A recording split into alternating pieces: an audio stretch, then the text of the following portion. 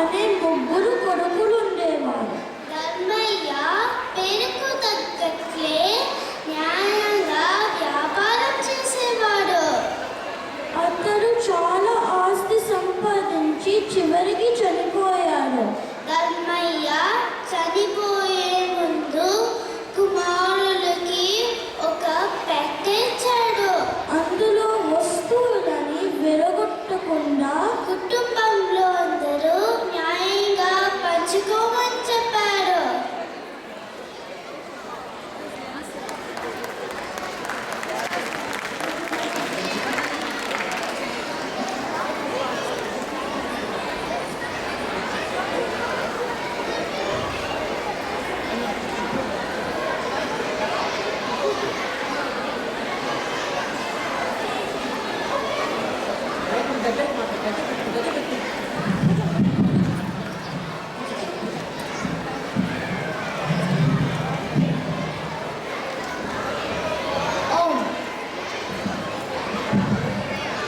నాగమ్మ మంత్రి, ఈ పెట్టెలో వస్తువుల గురించి నా కొడుకులందరూ కలహించుకుంటున్నారు.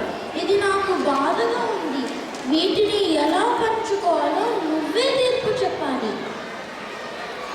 సీతమ్మ, ఈ పెట్టెలో ఒక కళ,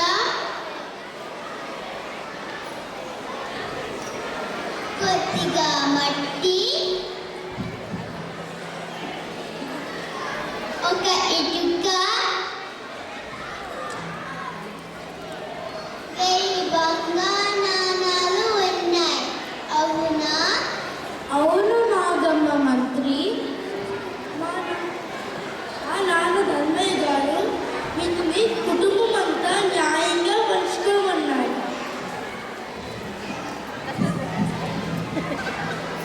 బంగారం నాణాలు అన్నిటికన్నా విలువైనవి కదా, అవి ఎవరికి చెందాలి? నేను దీని గురించి ఒక రోజంతా ఆలోచించాను.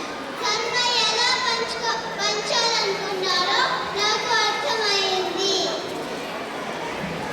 రామయ్య, బాగా చదువుకున్నావు కదా, నీ వృత్తి ఏమిటి? నాగమ్మ మంత్రి, నేను మహారాజు గారి పొలంలో కొత్వాలుగా పనిచేస్తున్నాను.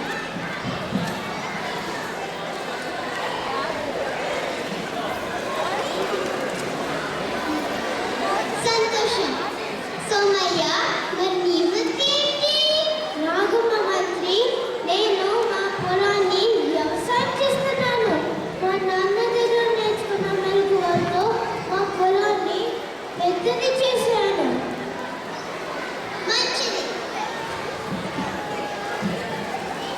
చంద్రయ్య, మరి నీ వృత్తి ఏంటి? నాగమ్మ మంత్రి, నేను మా నాన్న వ్యాపారాన్ని చేస్తున్నాను. ఆయన దగ్గర నేర్చుకున్న రహస్యాలతో మా వ్యాపారాన్ని పెద్దది చేయడమే కాదు, మా ఇంటిని కూడా పెద్దది చేశాను. నాగమ్మ మంత్రి, ధర్మయ్య గారు రామయ్యకి చదువు, సోమయ్యకి వ్యవసాయంలో మెలకువలు, చంద్రయ్యకి వ్యాపారంలో రహస్యాలు నేర్పించారు. నాకి వినండి. ఈ కళ విద్యని సూచిస్తుంది. రామయ్య, నీ నాన్న నీకు విద్యార్థులను ఇచ్చాడు. దానితో ఒక మంచి ఉద్యోగం సంపాదించావు. ఈ కాలం నీకు చెందుతుంది. దయచేసి హాల్లో నిశ్శబ్దంగా ఉండాలండి.